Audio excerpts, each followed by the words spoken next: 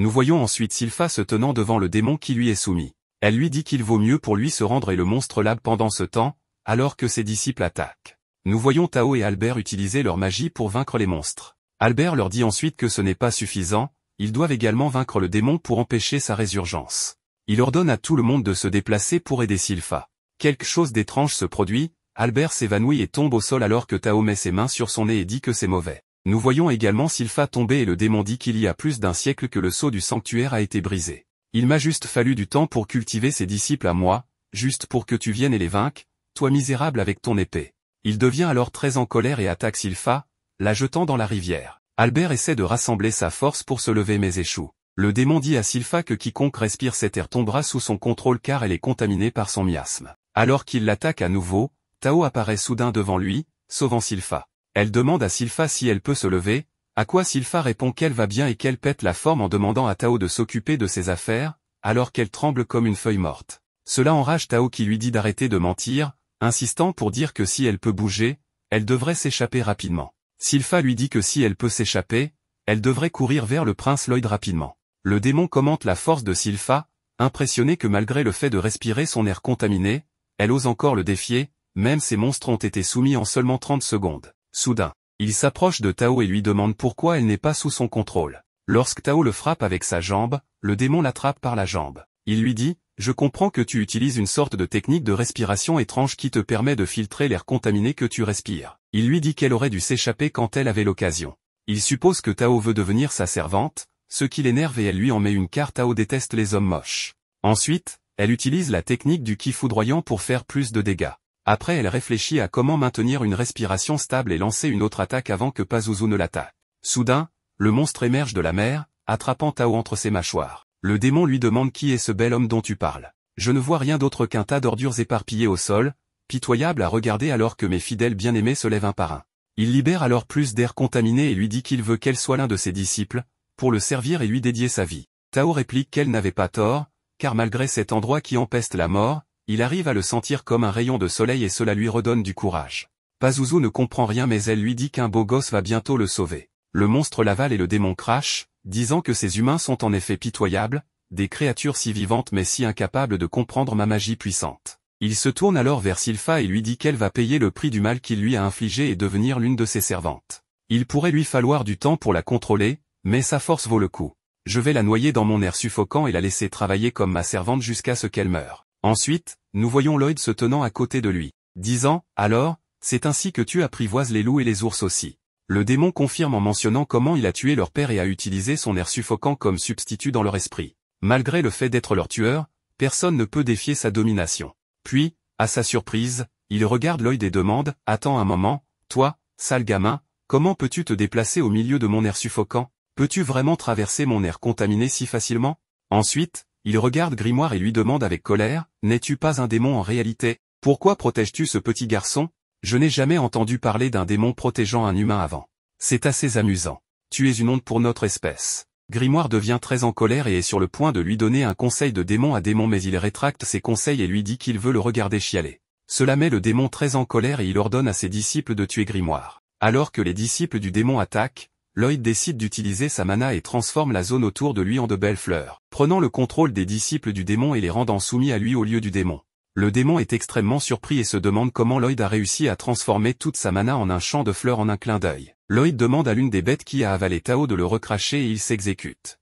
Ensuite, Pazuzu libère plus d'air contaminé pour reprendre le contrôle de ses disciples monstres. Grimoire lui dit qu'ils se sont déjà réveillés, mais qu'ils se rappellent de tout ainsi que de la vérité de la mort de leur père. Les bêtes attaquent le démon, le coupant de partout, ce qui permet de libérer Sylpha de son emprise. Alors que les bêtes repartent à l'assaut, Pazuzu parvient à les bloquer et ensuite il se déchaîne sur eux leur donnant une bonne raclée. Il regarde Lloyd et lui dit que peu importe combien de sorts il utilise, il ne peut pas affronter un démon puissant comme lui, du moins pas comme ça. Pendant ce temps, Pazuzu exprime son désespoir, déclarant que c'est ce qui se passe quand il cesse de les approvisionner en mana, car il va maintenant utiliser son vrai pouvoir. Nous voyons alors Lloyd utiliser son immense pouvoir et se demander ce qu'il faudrait pour tuer Pazuzu. Le démon est surpris par le pouvoir de Lloyd et se souvient de la raison pour laquelle la mana ne l'a pas affecté, car il étudiait dans des livres et apprenait comment utiliser son vrai pouvoir. De retour à la réalité, Grimoire lui dit que son aura suffocante ou ses capacités n'affecteront pas Lloyd car aucun sort ne peut passer le mur de mana de Lloyd. Lloyd lui dit qu'il a quelques sorts qu'il voulait essayer et il ressort son sourire démoniaque. Cependant, Pazuzu sait que Lloyd peut libérer son pouvoir sans restriction. Quand Pazuzu voit la mana de Lloyd, il devient presque fou du vrai pouvoir de Lloyd et dit « Qu'est-ce que c'est? Est-ce un cauchemar que je dois résoudre? Quel est ce pouvoir immense ?» Ensuite, Lloyd utilise son pouvoir sur le démon, le forçant à fuir rapidement, mais Lloyd l'avait dans son viseur. Alors qu'il utilise ses barrières d'une certaine manière pour le lier et l'épuiser complètement. En effet, nous voyons Pazuzu complètement épuisé, haletant, mais personne ne le félicite pour cela. Au lieu de cela, nous voyons de nouveau Lloyd expérimenter des sorts sur lui comme s'il était un rat dans des expériences. Grimoire lui accorde alors son pouvoir et l'impose dans sa main, rendant le sort plus fort que jamais. Lloyd force ensuite Pazuzu à fuir rapidement dans toutes les directions, mais il n'y a pas d'échappatoire alors que Lloyd le piège dans sa barrière. Maintenant piégé à l'intérieur comme un moustique dans une petite boule, Pazuzu l'appelle, suppliant d'être libéré, incapable de le supporter plus longtemps. Cependant, Lloyd lui dit non, mon ami. Je ne peux pas te libérer si facilement. Tu as fait du mal à beaucoup et en as tué beaucoup. Tu as expérimenté sur d'autres monstres et beaucoup ont souffert aussi. Alors arrête d'essayer de t'échapper. Tu ne t'échapperas pas facilement de moi. Lloyd utilise ensuite sa technique de lancer rapide de sorts, faisant plaider Pazuzu car il veut devenir le roi des démons, offrant de le libérer à tout prix, que ce soit pour la richesse, les femmes, les enfants ou le pouvoir. Mais l'autre ne répond pas et Lloyd utilise 240 sorts sur lui en une seule minute. Lloyd était très satisfait de cela et dit, continuons comme ça pendant 30 minutes. Après seulement 5 minutes, nous voyons que Pazuzu est devenu une structure squelettique mais n'est pas encore mort. Lloyd pensait qu'il allait tenir plus longtemps mais Grimoire l'informe que la magie a des effets sur les démons malgré leur immunité face à celui-ci, et en plus il a brisé mentalement Pazuzu. Il dit alors qu'il a passé un siècle de sa vie à élever ces monstres dans la souffrance et l'angoisse afin de dominer le monde. Alors il se demande comment les monstres ont pu le trahir aussi facilement. À ce moment-là, nous voyons tout le monde se réveiller après leur long sommeil induit par la drogue que Pazuzu a dispersée dans l'air. Ensuite, nous voyons Grimoire se diriger vers Pazuzu et lui parler, disant, d'après ce que je sais, Pazuzu, les gens ne suivent pas les leaders qui tombent constamment en morceaux. Peu importe combien ils ont souffert pour arriver là où ils sont, ils auront probablement un bon moment avec quelqu'un qui aime s'amuser et divertir. Au contraire, ce garçon fait ce qu'il veut, comme il veut. C'est peut-être pourquoi les gens se pressent vers lui et l'aiment. De cette façon, c'est une personne au cœur bon, qui aime les gens et aide tout le monde. Le petit démon Grimoire dit, je rassemble ma force pour pouvoir me venger un jour. Pazuzu rétorque qu'il aurait dû apprendre à apprécier la vie. Dans cet état, il confie son ambition à Grimoire avant de disparaître en se transformant en cendre et Grimoire le consomme. Grimoire accepte l'ambition de Pazuzu et le remercie car il a récupéré un peu de puissance grâce à son mana. Ensuite, Lloyd dit que le sorcier Robert est apparu et a vaincu le démon, nous sauvant tous. Le lendemain, Lloyd et Albert retournent à la ville où les attend une grande célébration pour avoir vaincu le monstre mené par Albert. Albert suggère qu'il aurait dû préparer un carrosse.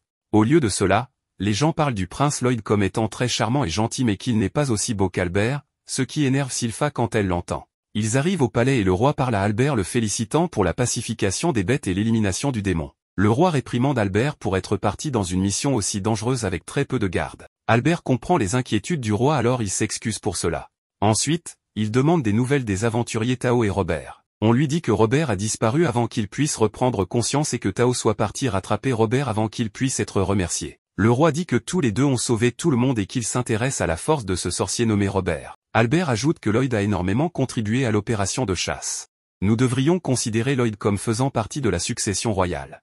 Nous avons survécu au monstre sans victime grâce à sa magie envoûtante, qu'il a utilisée sur nos armes. Je crois que ses talents, sa persévérance et ses réalisations le rendent apte au trône. Le roi demande, cela ne créera-t-il pas un autre concurrent pour toi? Albert dit que si c'est pour le bien du royaume, il accepterait de ne pas être roi.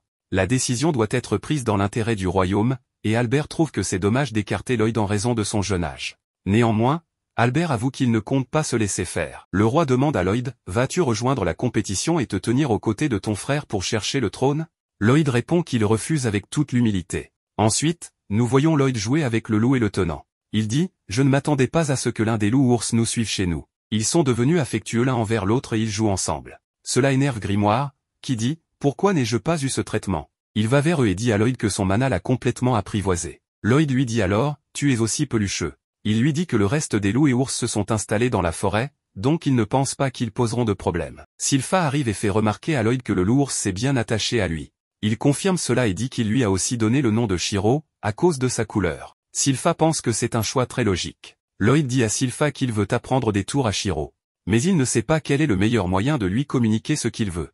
Elle lui dit que les commandes complexes font partie de l'expertise des dompteurs de monstres et qu'elle a entendu dire qu'ils peuvent contrôler les monstres de cette manière. Cela semble divertissant, alors il veut essayer. Grimoire dit que tout ce qui importe Lloyd, c'est la magie. Il est un vrai passionné de magie et qu'il est vraiment accro à cela. Sylpha le rassure en disant qu'elle est sûre qu'il y arrivera. Elle lui dit que le prince Albert a mentionné qu'il n'aura aucun problème à apprivoiser les monstres. Ensuite, nous voyons le roi parler à Albert, disant que Lloyd est très humble. Albert répond que la position de roi pourrait juste être un rôle secondaire pour lui. Lloyd montre les tours que Shiro peut réaliser et Sylpha est impressionné par sa présentation. Lloyd est également impressionné que Shiro ait pu apprendre de telles tours simples en si peu de temps.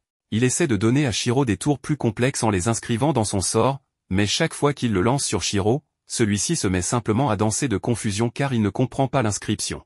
Lloyd explique cela à Sylpha et elle suggère qu'il rencontre un expert en monstres pour trouver une solution à ses problèmes. Alors que Lloyd insiste sur sa suggestion, quelqu'un vient soudainement à l'esprit de Sylpha.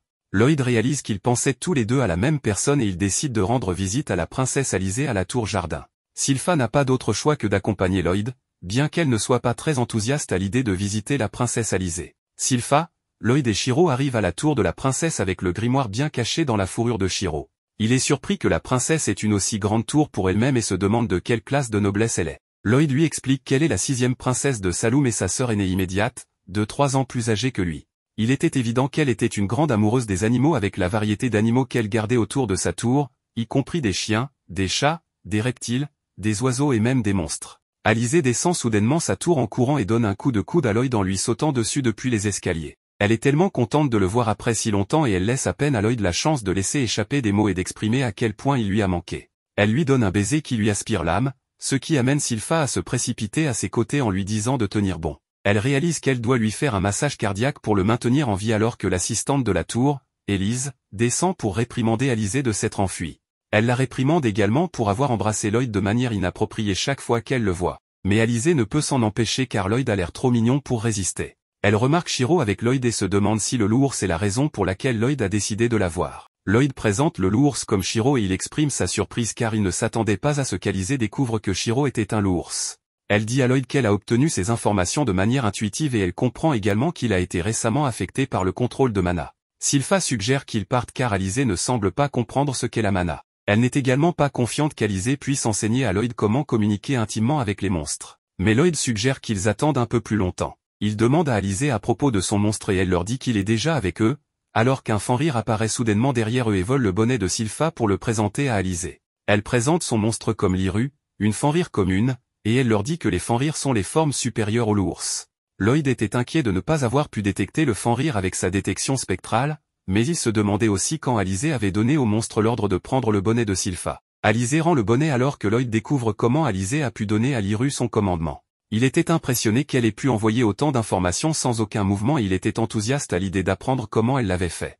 Il lui demande de lui apprendre à communiquer avec Shiro comme elle communique avec Liru. Elle le met en garde, cela ne sera pas facile à apprendre et Lloyd est excité à l'idée d'apprendre parce qu'il aime un bon défi. Alizée accepte de lui enseigner et elle lui dit que le secret de la communication est l'amour. Elle explique que tant que quelqu'un a de l'amour, il pourra communiquer avec n'importe quel monstre, ce qu'elle démontre en faisant sortir plusieurs monstres vers elle. Ellie suggère à Lloyd que cela ne sert à rien pour lui d'apprendre d'Alizée car elle ne fait que servir d'appât aux animaux. Alice est blessée par la déclaration d'Alizée, mais elle dit à Lloyd que n'importe qui peut le faire s'ils y mettent de l'effort. Elle démontre à nouveau son contrôle sur les animaux en utilisant ceci pour rendre à la fois Sylpha et Alizée inconfortables. Sylpha suggère une fois de plus qu'il quitte la tour parce que l'amour n'est pas une émotion à utiliser comme moyen de contrôle, mais Lloyd est plongé dans la matrice alors qu'il réalise qu'il n'a jamais envisagé d'utiliser l'amour de cette manière. Sylpha réalise que Lloyd apprend l'amour et elle commence à fantasmer sur la façon dont les choses se dérouleront quand il se laissera finalement aller à l'amour. Pendant ce temps, Lloyd avoue qu'il a seulement essayé de donner des ordres à Shiro mais il n'a jamais essayé d'utiliser l'amour comme l'a fait Alizée. Il réalise qu'il doit empathiser avec les animaux au lieu de leur donner de l'amour après avoir remarqué que la mana émanait de la tête d'Alizée, ce qui faisait bouger le monstre. Il réalise qu'elle a créé un lien inconscient avec les animaux en utilisant la magie, ce qui envoie directement les pensées au lieu d'utiliser ses doigts et de contrôler les animaux comme des marionnettes. Lloyd essaie de transmettre ses pensées à Shiro au lieu de donner des ordres, et il est capable de synchroniser ses sentiments avec Shiro, ce qui fait dresser la queue de Shiro. Soudain, il se lève et commence à courir en cercle autour de Lloyd, à la surprise de tous, car Lloyd n'a donné aucun ordre à Shiro. Shiro suit les instructions de Lloyd alors qu'il y pense, et Lloyd le félicite à la fin. Elise réalise que Lloyd doit être un génie car il a réussi à lier son esprit à Shiro comme un dompteur de monstres. Sylpha est déçue car elle a une image totalement différente en tête. Alizé dit à Lloyd qu'il se trompe parce qu'elle utilise simplement l'amour sans se lier au monstre, mais Lloyd lui dit que l'amour est aussi un élément dans la synchronisation qu'il crée avec Shiro. Il lui dit que l'amour est si profond et peut être utilisé pour créer de l'empathie avec les animaux, ce qui rend la synchronisation avec eux plus facile. Tout le monde est touché par ces paroles et ils se précipitent tous pour le serrer dans leurs bras, mais il rappelle à Alizé qu'elle est toujours liée aux monstres qui font des caprices autour de la tour. Ils quittent la tour et rentrent chez eux, bien que Lloyd ait l'air fatigué, il est heureux d'avoir appris à communiquer avec les monstres. Sylpha lui dit qu'il est temps de mettre de l'effort dans l'entraînement à l'épée, mais Albert lui dit qu'il a besoin de Lloyd pour une affaire. S'ensuit une querelle mentale, Sylpha disant à Albert que Lloyd peut manquer sa pratique à l'épée. Mais Albert argumente qu'elle a gardé Lloyd pour elle-même pendant trop longtemps. Lloyd se demande quelles affaires Albert veut avec lui et il lui présente de nouveau Dian, le 4e prince. Ils vont dans un endroit privé et Dian lui dit qu'il trouve difficile de croire qu'il ait pu enchanter des épées pour Albert. Il décide de tester Lloyd pour confirmer ses compétences de ses propres yeux. Albert explique que Dian est un forgeron qui s'intéresse aux enchantements et Lloyd l'admire pour avoir voyagé pour apprendre la forge pour le bien du royaume malgré son statut de prince. Dian dit à Lloyd de se mettre au travail puisqu'il a tout ce dont il a besoin à sa disposition. Dian avait du mal à croire que Lloyd ait pu enchanter des épées car même les maîtres sorciers étrangers ne pouvaient pas réussir une telle chose. Dian était déçu que Lloyd soit devenu un menteur en quelques années d'absence et il décida de lui inculquer un peu de vérité. Soudain, Lloyd termine d'enchanter l'épée mais le cerveau de Dian ne peut pas traiter cela alors il devient un légume. Albert n'est pas surpris par son expression car même les experts seraient émerveillés par la vitesse et la précision des enchantements de Lloyd. Dian examine les couches de sorts dans les enchantements de Lloyd et il peine à croire à ses yeux. Il n'a pas d'autre choix que d'accepter que Lloyd est bien ce qu'il prétend être, et il est excité à l'idée qu'il puisse réaliser son rêve de créer l'arme ensorcelée ultime avec l'aide de Lloyd. Lloyd se demande de quoi il parle. Et Dian explique que l'épée est différente d'une épée enchantée normale car la magie y est inscrite pendant le processus de forgeage. Cela rend possible l'application de sorts plus avancés, mais cela ne peut être fabriqué que par l'union d'un sorcier et d'un forgeron. Dian avoue qu'il est fasciné par la magie depuis qu'il est enfant, mais qu'il n'a pas de talent pour cela. Il était excité à l'idée de pouvoir créer des armes ensorcelées qui pourraient permettre à tout le monde d'utiliser des sorts magiques. Lloyd était fasciné par le concept, alors il accepta le partenariat avec Dian. Ils se mettent au travail, et Dian décide de commencer avec une épée ensorcelée de feu, car il veut une épée qui lance du feu à chaque coup. Lloyd suggère qu'ils utilisent la boule de feu infernale. Mais Dian n'aime pas son idée parce que le verset d'incantation pour le sort est trop long pour tenir dans l'épée. Lloyd lui informe qu'il peut compresser le sort, et il présente à Dian le résultat après l'avoir fait. Lloyd le place sur le matériau de forgeage, mais il se brise en morceaux dès qu'il entre en contact. Lloyd se rend compte que le sort était trop dense, alors il décide de l'espacer, donc il dit à Dian qu'ils doivent réessayer. Dian remarque soudainement que Sylpha les espionne, alors il emploie son aide pour fabriquer l'épée. Après plusieurs tentatives infructueuses, Lloyd s'excuse pour avoir gaspillé autant d'essence de mana. Il se demande pourquoi les enchantements ne collaient pas même après les avoir simplifiés. Même Grimoire était surpris que Lloyd ait autant de mal à ensorceler l'acier, mais Dian l'assure qu'il y arrivera. Grimoire vient silencieusement derrière Lloyd toujours accroché à la fourrure de Shiro et il informe Lloyd qu'il y a quelque chose qui cloche avec l'essence de mana. Dian avoue qu'il a acheté l'essence de mana pour un prix si bon marché. Lloyd le purifie et il remarque qu'il n'y a pas assez d'hématite. Donc cela ne peut pas être utilisé pour fabriquer des armes ensorcelées. Il se rend compte qu'il devra se faufiler dans un donjon pour obtenir plus d'hématite,